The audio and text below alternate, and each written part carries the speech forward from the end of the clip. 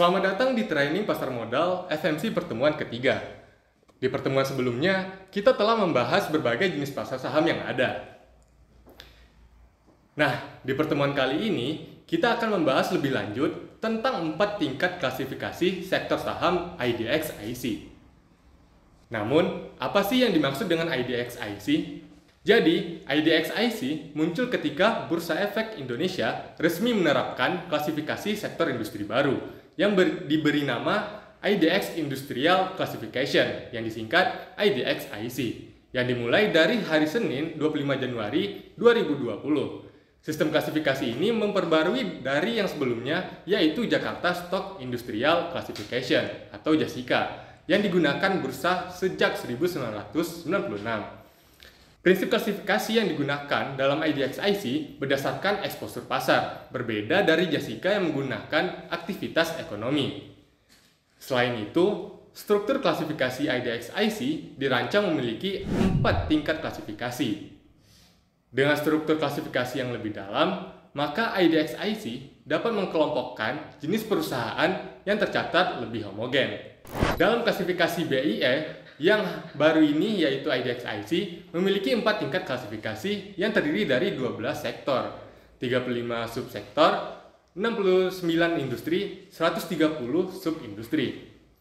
4 tingkat klasifikasi IDX IC secara umum klasifikasian industri perusahaan dilakukan sebagai berikut. Yang pertama, penentuan klasifikasi industri perusahaan tercatat didasarkan pada produk atau jasa yang menjadi sumber pendapatan. Yang kedua, untuk perusahaan dengan 2 atau lebih sumber pendapatan, maka perusahaan akan diklasifikasikan pada sumber pendapatan terbesar.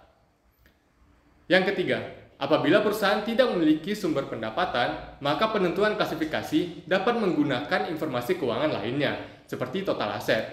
Selain itu, BIE dapat menggunakan informasi lain seperti strategi dan proyeksi perusahaan yang disampaikan oleh perusahaan tercatat.